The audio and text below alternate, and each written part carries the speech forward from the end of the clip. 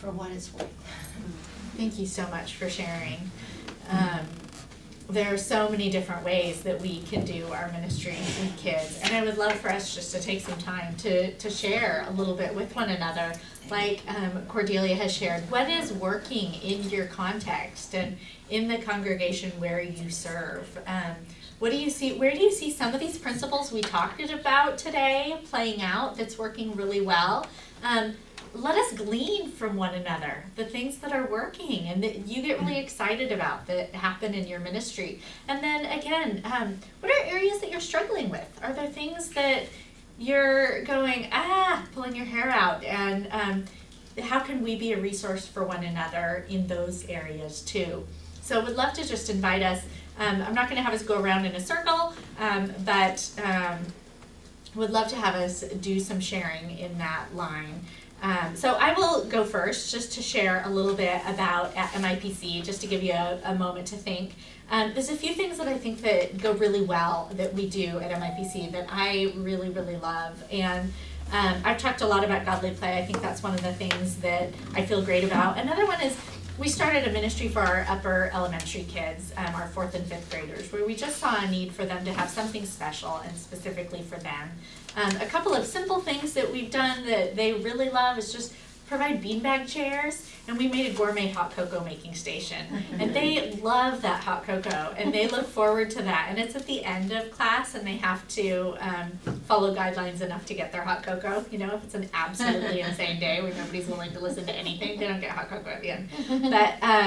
But they love that, and having space that's for them that's more challenging, where they're learning things that are a little bit different than they've learned before, and having some reflection space and space to engage and interact and do some journaling and candle prayers and breath prayers and things like that has been really, really good.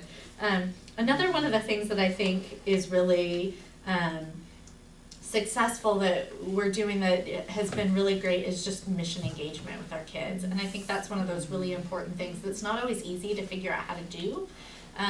But we have a partnership with First Place School of Seattle, which is a school for homeless kids in downtown. And so we support them at Thanksgiving every year, and we have our congregation. There's about 48 families at First Place, and our congregation donates all of the food needed for Thanksgiving meals, so that those families who are all in transitional housing places right now are given a bag or two full of all the items they need to cook their own Thanksgiving meal, so that Thanksgiving falls at the end of the month. It's a long time from when they got their food stamps, and there's probably not money left at that time of the month to buy food for a feast, but it's a way that we can really respect and honor those families and help them to be able to have a celebration. And our families donate the items. Our kids actually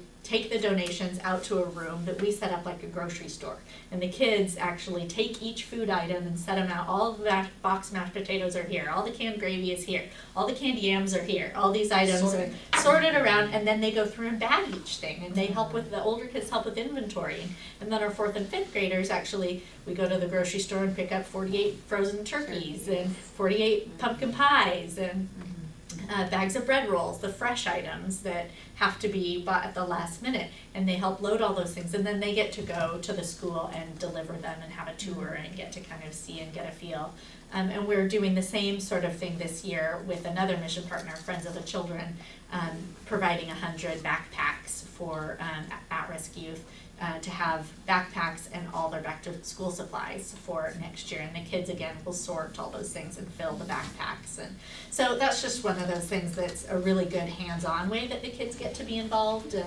And I think that's one of the things that we do that's been really great. And then lastly, something Eliana started at MIPC is we do faith events for each age grade, where each grade is invited to a day where, and we actually do these during Sunday school, but we invite the parents in on this particular day where we talk about an element of our faith.